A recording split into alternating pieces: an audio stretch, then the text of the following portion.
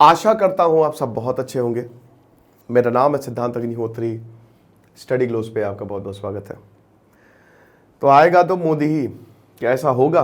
बात करेंगे दोस्तों 2024 में आखिरकार कौन जीतेगा।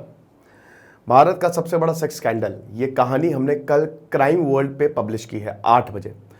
तो फटाक से डिस्क्रिप्शन और कमेंट बॉक्स को चेक करिए, लिंक है, लिंक को क्लिक करिए और इस कहानी को सुनिए।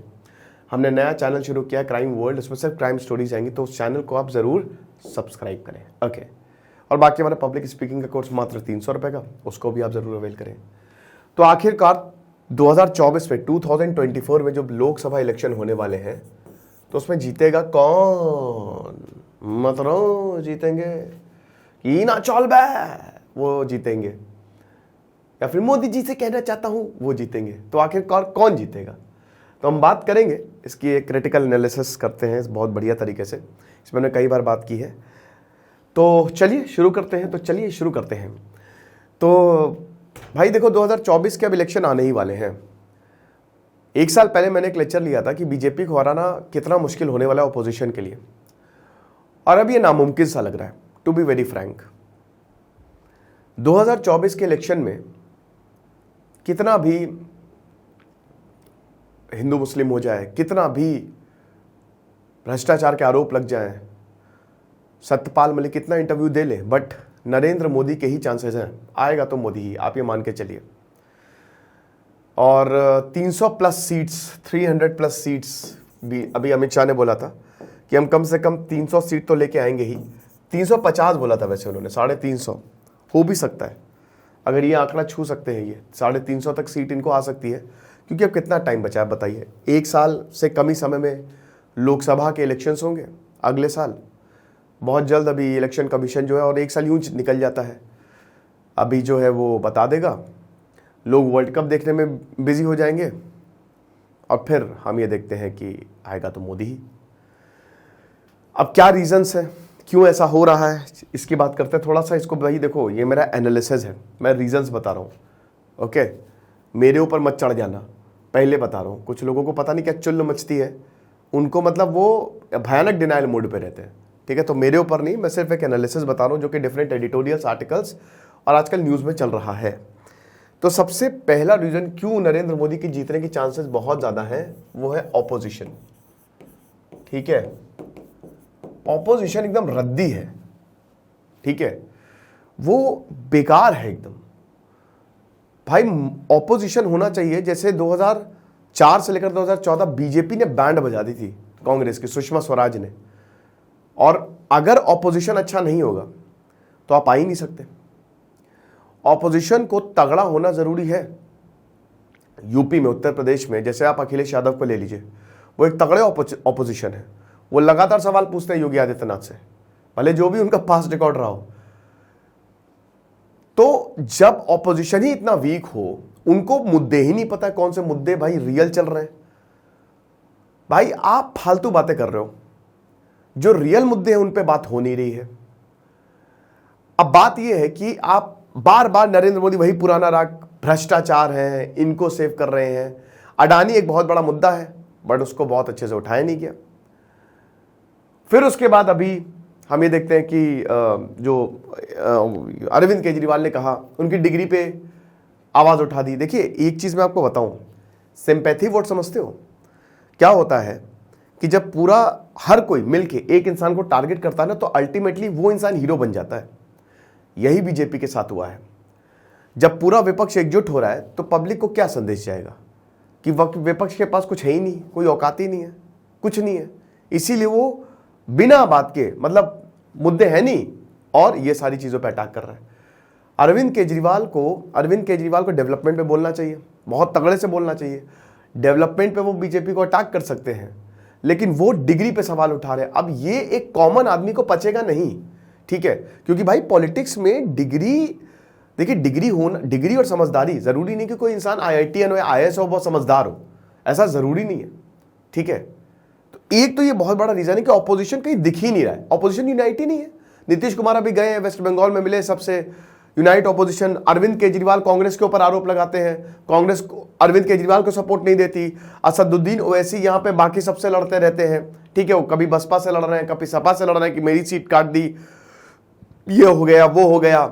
साउथ में भी कुछ अभी हिसाब किताब हमको दिख नहीं रहा है, ना आंध्रा में ना कर्नाटक में भी अभी बहुत एड़ी चोटी का भले ही कांग्रेस जोर लगा रही है, लेकिन वहां पे बीजेपी भाई अपर एंड है बीजेपी का, कुछ भी कहिए आप, ठीक है। तो बात यह है कि ऑपोजिशन यूनाइट है ही नहीं, और ऑपोजिशन के पास मुद्दे बहुत है लेकिन उन मुद्दों पे उसका ध्यान ही नहीं जा रहा है। वो बार बार प्रोटेस्ट करने बैठ जाएंगे, ठीक है, कि नहीं जो एजेंसीज हैं वो हमारे पीछे पड़ी हैं। अरे बिल्कुल सही, लेकिन उसको भी ढंग से उठाओ। राहुल गांधी भारत जोड़ो यात्रा करके आए, उसके बाद उनका कुछ अता ही पता नहीं। राहुल गांधी के पास एक पूरा गजब का प्लेटफॉर्म तैयार था, पता है आपको। अगर वो चाहते, जैसे अभी उनकी सदस्यता रद्द हुई, वो बैंड बजा सकते थे और वो एक हीरो के रूप में उभर सकते थे, बट वो स्ट्रैटेजी पूरी तरीके से फेल कर गई क्योंकि कांग्रेस ही यूनाइट नहीं है। राहुल गांधी, भाई कांग्रेस का क्या है, कांग्रेस क्या राहुल गांधी को बाकी पार्टीज पीएम देखेंगी? जवाब है नहीं। कांग्रेस आधी राहुल गांधी के पीछे, आधी पता नहीं किसके पीछे। जिसको बनना चाहिए था अध्यक्ष वो बना नहीं। आज सुबह सुबह मल्लिकार्जुन खड़गे का यह बयान आया कि सांप है नरेंद्र मोदी। देखिए इस तरीके के जो बयान दिए जाते हैं ना, इससे अगले इंसान को फायदा है। नरेंद्र मोदी तो चुप रहते हैं, उनकी जो पावर ऑफ साइलेंस है वो तगड़ी है, वो बहुत गजब के लिसनर है, ठीक है। तो आप उन्हीं की स्ट्रैटेजी से उनको हरा सकते हो, लेकिन ऑपोजिशन एकजुट है ही नहीं, जिसका बहुत बड़ा खामियाजा। अच्छा, रीजनल पार्टीज रीजन में ही सीमित है। भाई ममता बनर्जी जो है वो वेस्ट बंगाल में सीमित है, अच्छा है। ऐसा लगता है कि उनको इतना ज्यादा फर्क भी नहीं पड़ता है लोकसभा से, उनको लग रहा है कि बंगाल हमारा है, बस ठीक है। बाकी झारखंड में आप चले जाइए, उड़ीसा में आप चले जाइए, बिहार में आप चले जाइए। अब जाके ये काम बहुत पहले होना चाहिए था, अब जाके ये जो यूनिटी का काम है वो चल रहा है, बट इस तरीके से महागठबंधन चलता ही नहीं है। ये बेसिक कंसेप्ट है यार। सेकेंड पॉइंट है मीडिया। देखो अरविंद केजरीवाल की इसमें सबसे शानदार स्ट्रैटेजी रही है, बहुत गजब। अरविंद केजरीवाल ने क्या किया कि अरविंद केजरीवाल जिनको हम मतलब जो अभी सीएम है, और वो क्या करते थे, वो उन चैनल पे जाके इंटरव्यू देते थे जो सुबह से शाम तक नरेंद्र मोदी या बीजेपी करता रहता था। ये बहुत बड़ी बात है। वो उन्हीं चैनल पे जाके उन्हीं को लताड़ देते थे, और इसीलिए अरविंद केजरीवाल जो है वो जीत के आए।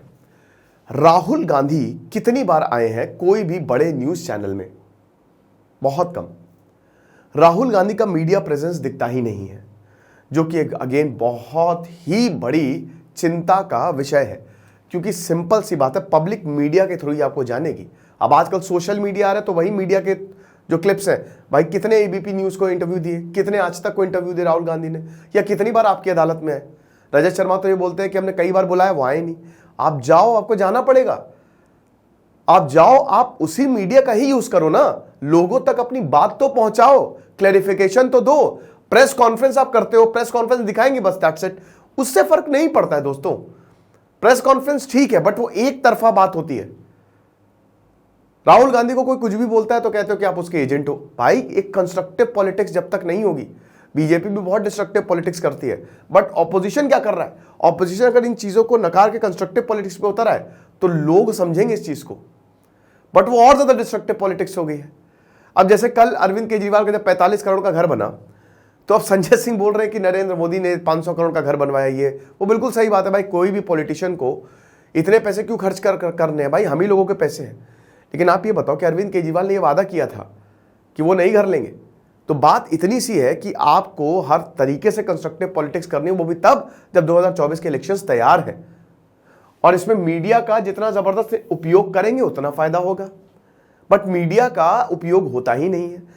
ढूंढते हैं मीडिया वाले कि कांग्रेस के आए, इंटरव्यू दें। आप भले ही डिबेट में ना शामिल हो, लेकिन आप कॉन्क्लेव्स में तो जा सकते हो, आप 1-to-1 इंटरव्यू के लिए एग्री कर सकते हो, बिल्कुल कर सकते हो। तो आप वहां पे जाओ, अपनी बात रखो, लोगों तक पहुंचाओ, असली मुद्दे पहुंचाओ। भाई बेरोजगारी का मुद्दा उठाओ, डेवलपमेंट का मुद्दा उठाओ, ठीक है, सिक्योरिटी का मुद्दा उठाओ, करप्शन का मुद्दा उठाओ, और प्रॉपर तरीके से उठाओ। लेकिन यहां रिसर्च की भयानक कमी लगती है, ये चीज है। और कंस्ट्रक्टिव पॉलिटिक्स करो भाई, जो बीजेपी ने अच्छा काम किया उसको बोलो हाँ अच्छा काम किया उन्होंने, सिंपल सी बात है। लेकिन यहां तो एकदम ही शेल में चले जाते हैं। फिर उसके बाद तैयारी, प्रिपरेशन।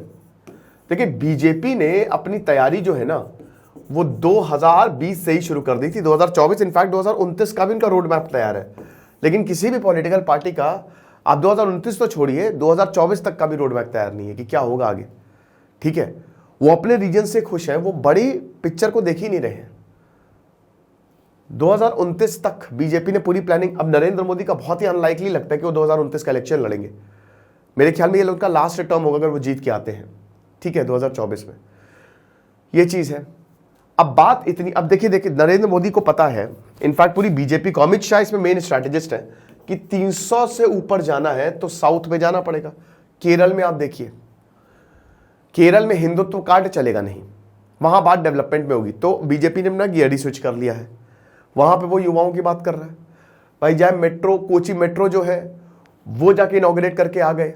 बहुत सारे नए नए प्रोजेक्ट्स जो है कोचीन में वो इनॉग्रेट। अमित शाह लगातार केरल जा रहे हैं, वहां पे 50% पॉपुलेशन क्रिश्चियंस और मुस्लिम्स की है।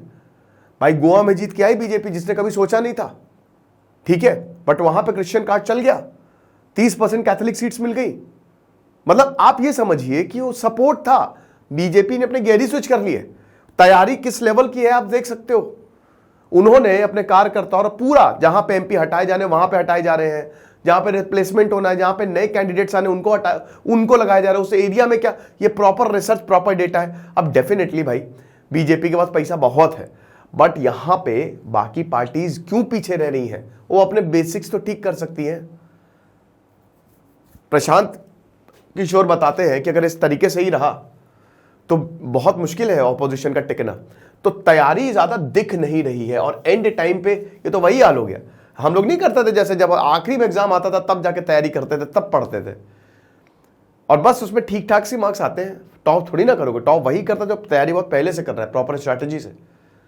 और यहाँ पे बीजेपी की जो स्ट्रैटेजी है वो साफ देखने को मिल रही है। और इसीलिए, हालांकि देखिए असेंबली और लोकसभा के इलेक्शन ये अलग होते हैं, जरूरी नहीं कि आप असेंबली में जीत रहे हो तो आप लोकसभा भी जीतोगे, नॉट नेसेसरी।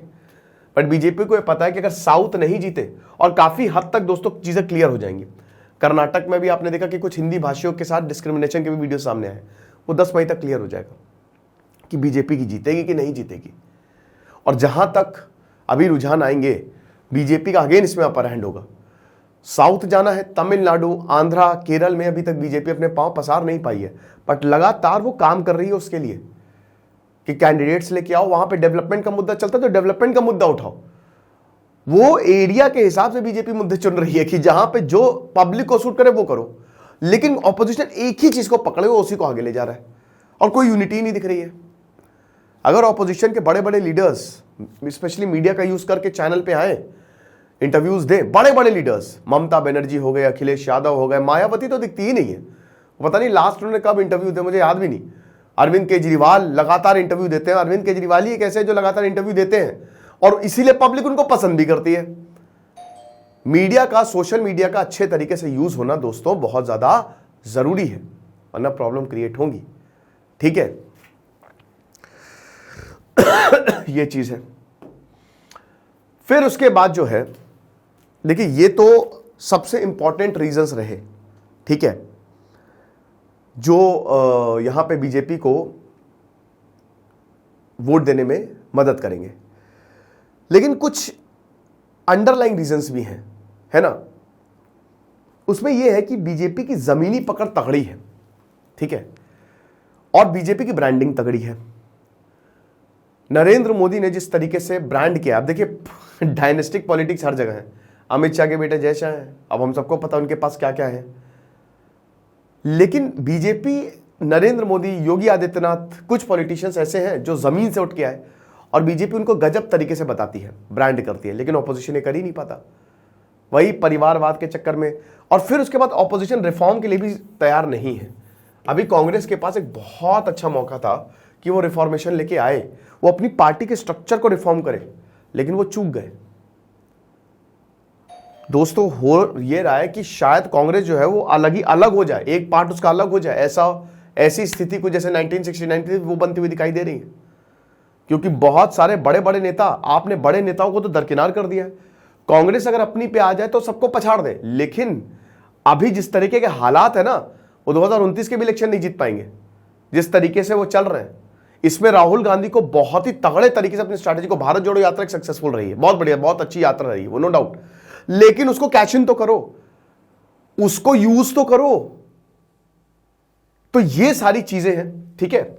आपको क्या लगता है, आप मुझे कमेंट बॉक्स में जरूर बताइएगा कि 2024 में कौन जीतेगा। मुझे लगता है कि अभी भी चांस है, ऑपोजिशन ये सारी चीजें कर सकते हैं, और इलेक्शन है, कभी भी कुछ भी हो सकता है, ठीक है। तो आप मुझे कमेंट बॉक्स में बताइएगा। Thank you so much.